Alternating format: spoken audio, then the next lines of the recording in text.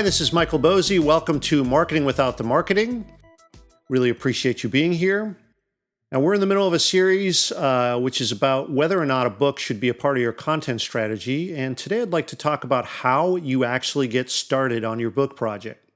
If you've decided, yes, this is a good part of my strategy, I'm going to do it, well, great. Then let's talk about how you actually get started on a project of this scope and size. Let's get really practical about it. What exactly do you have to do?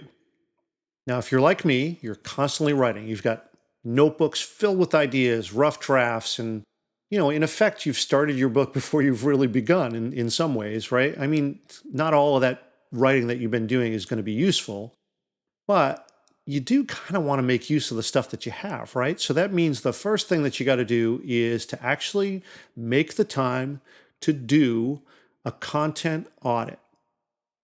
This is a full review of the content that you already have. Some of this is going to be in finished form. Maybe you've actually published some of this stuff on a blog, but some of this stuff's going to be in really rough draft form, whether that's in large chunks or even just little scraps.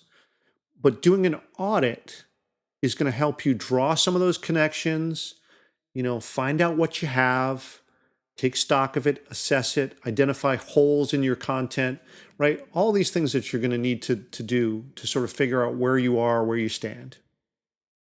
All right, so let's go through this exercise. When you're evaluating your writing, what's going to be useful?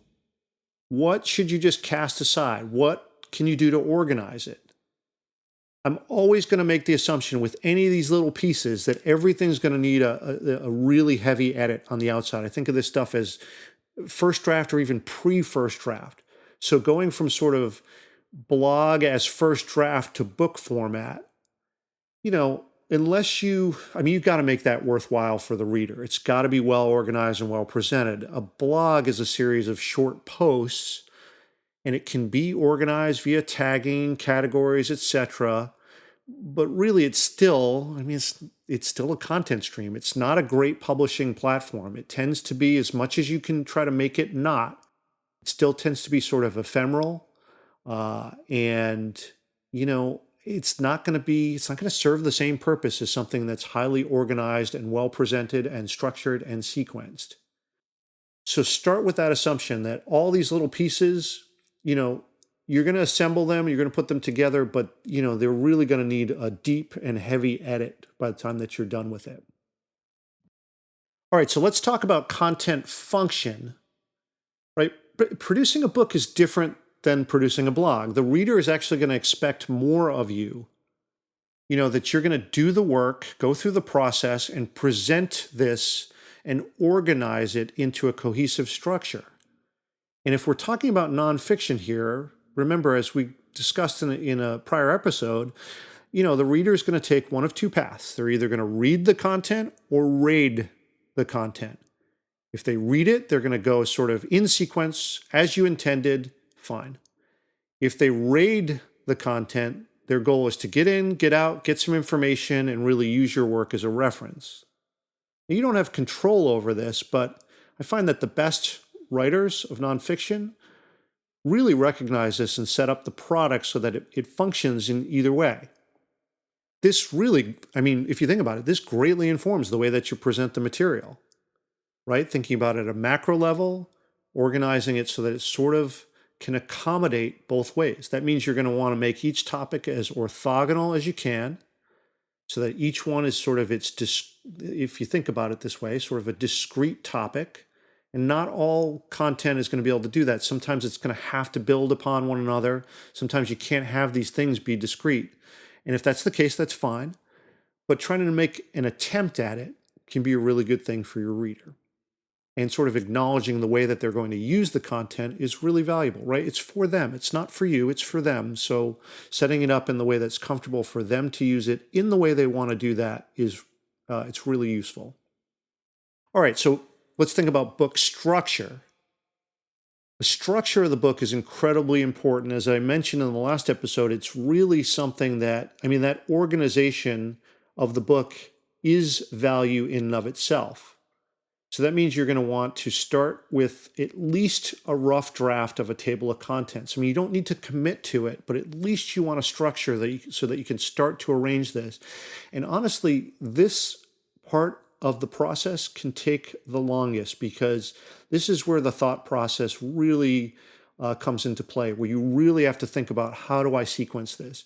You could start writing on any topic or any particular topic, and that sometimes it's a lot easier than the really difficult work of trying to figure out how to sequence it and how to teach this to somebody that doesn't know as much about the topic as you do. And that's one of your responsibilities in writing a book, is sequencing this so that it really makes sense for the reader, for the novice, for someone who is trying to learn what you're trying to teach. Now, there are some writers who don't do this at all. They just, they set out and start writing and then assemble it later. Hey, look, that can work too. I've seen some authors who are successful with this strategy. It's not one that is easy for me. I like to organize first before I set out, whether that's, in sort of a book project and or a sequence of blog posts. I find that I write better if I've got sort of I know where I'm headed, and I sort of think of things in larger blocks than just the small pieces. And, if you think about this, nonfiction, it's generally meant to be instructive. That means that you're a teacher. Think of what a teacher does at the front of class. Teacher is giving some thought to the way that the sort of course outline is laid out. It's going to be kind of a learning journey, if you will, and you want to make this easy on your reader. You want to be a very confident guide, and again, part of the value is the way that you sequence them through it. Teach them one topic to move on to the next, and then the next. I mean, there's value in that. And the last thing that we should talk about today is probably the book format. I mean, we talked a little bit about word count before, and you don't want to get too wound up in this. I mean, word count can be a good guide, and a lot of writers really stick to word count quotas and things like that, and it can be really helpful. I mean, if that keeps you on track in your writing, then great, you should do it. Setting daily or weekly milestones, a lot of writers do that. But, you don't have to be a slave to this, 350 page format. I mean, the thing that's been great about self-publishing and ebooks is you don't really need to worry about word count as much anymore. I mean, make the book whatever length you need to make it. If your idea is a small idea and you can do it in 50 pages, fantastic, do that. And especially if you're self-publishing, right? I mean, if you've got a publisher that you're working with and they say, hey, look, we're going to produce a book that's going to be in print and we want it to be a certain word count, it's going to be 300 pages, 6x9 format, then okay, then you got to do that. But, personally for me, I can't stand books that stretch out one idea for far longer than it warrants. I mean, if you can say what you need to say, convey what you need to convey in 3,000 words, great. Writing sort of, 55,000 more words just to fit the format, that's not doing anything for me as the reader.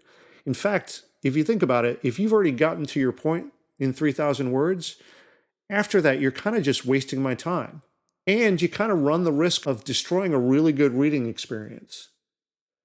And this is one of those things that is really a great thing about self-publishing. If you're going to do an ebook only, you've got a small idea that you want to get across and you want to publish that, and it's really nicely self-contained. It's everything that you want to get across, and there it is, and it's done in 5,000 words, 10,000 words, whatever it is, it doesn't matter.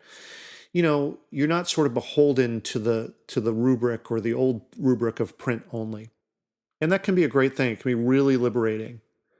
So I would say don't worry too much about page count, and especially if you're intending to self-publish, because then you're not in a partnership. If you're in a partnership with a publisher, you got to do something that's going to work for both of the partners, and so obviously the publisher will have a huge say in that.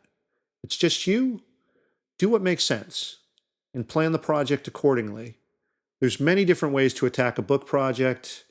And, you just got to do the one that's right for you and your business. All right. Well, thank you so much for listening. Hope that you found this to be helpful in this little series about using a book on your content strategy. In the next episode, I think I'll talk about when you're in your book project, what happens when you encounter writer's block? How do you push past that?